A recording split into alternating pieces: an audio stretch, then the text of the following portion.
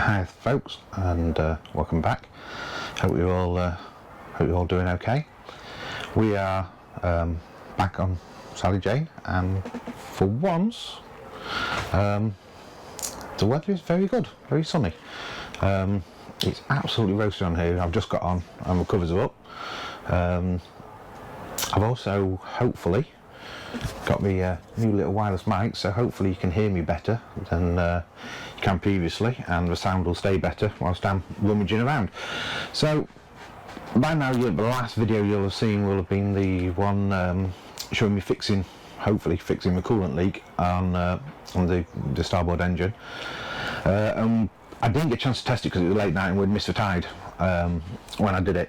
So we snuck up during the week, came out for a late evening sail on Thursday, and it was windy as hell, the weather was terrible, but we managed to get out for maybe an hour-ish at most, 45 minutes, but I did manage to get about 5 minutes running at pretty much full open throttle up on the plane and everything. So by the time we got back it was well after midnight, pitch black, and if you've ever seen the engine bay on like an S28, the engine bay light is basically less than useless, so I couldn't see anything in the bilge. So yeah, now that we're here in daylight, I'm going to open up and you guys get to see with me for the first time whether we had any coolant leaks or not. So just give me a minute to move some stuff off the top of the engine room hatch, and yeah, we'll open up and have a look. I'll be right back. Right, so everything's clear off the hatch.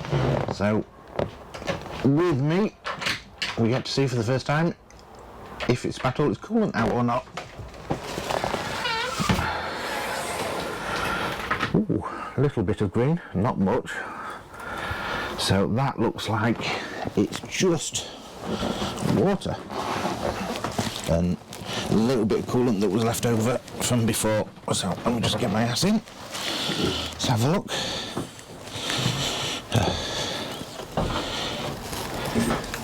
So yeah, that's not luminous green, that's light green. So that's water mixed with a little bit of coolant that was left. So I dare say that means that we are coolant leak free. Let's have a look in here in the reservoir, see how much is in there.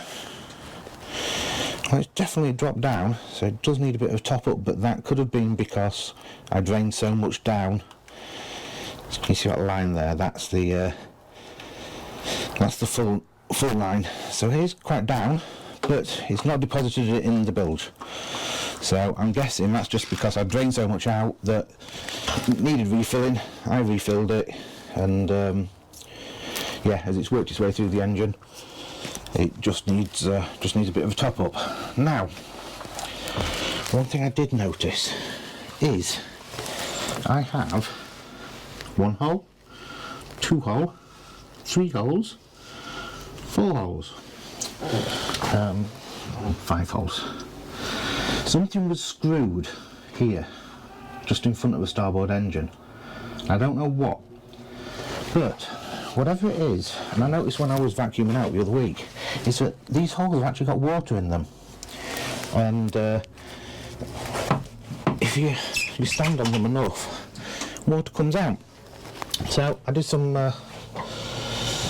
looking. So the engine room is like an internal skin on top of the boat, and it's bonded together. So there is actually a void between the outer skin, the outer hull, and this engine bay skin here. So yeah, I did some looking around, and I'll show you. I'm just going to turn the camera off so I have to climb back out, but the front bilge has actually got clear water in as well, which ties in with this being light green, not dark green, because that's clear water getting in there and mixing with what bit of coolant was left. So I suspect I have a new problem now.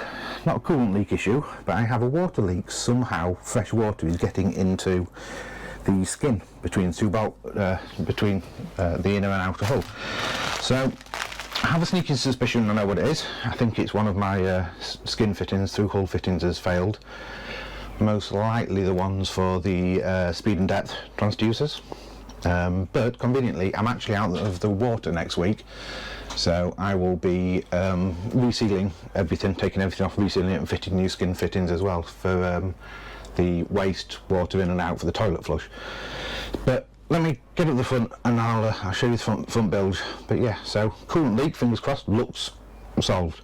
I brought my wet and dry vac, so I'm going to vacuum this out again, just make sure it's all nice and clean, and I'm going to start trying to vacuum out that inner bilge, that front bilge as well, and we'll see how it goes. But yeah, for the most part looks okay, but I'll be back in a minute.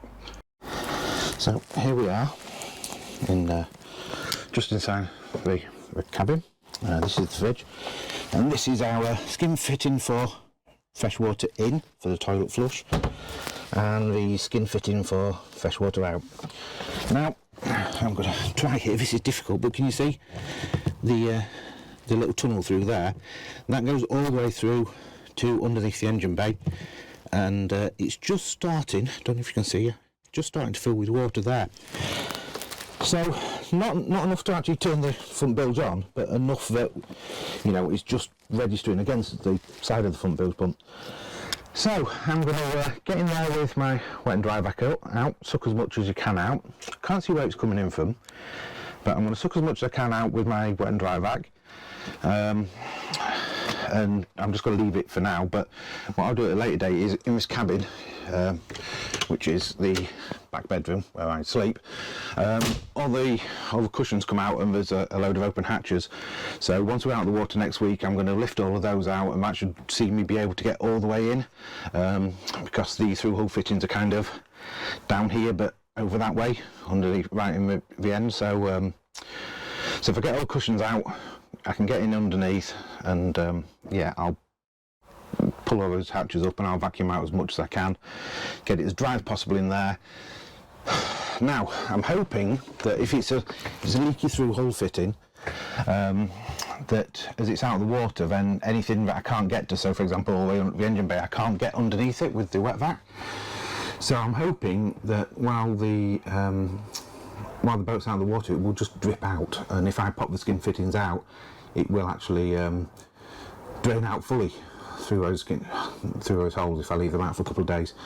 And hopefully by resealing all the skin fittings, that'll fix that. Once that fixes that and it's dried out in there,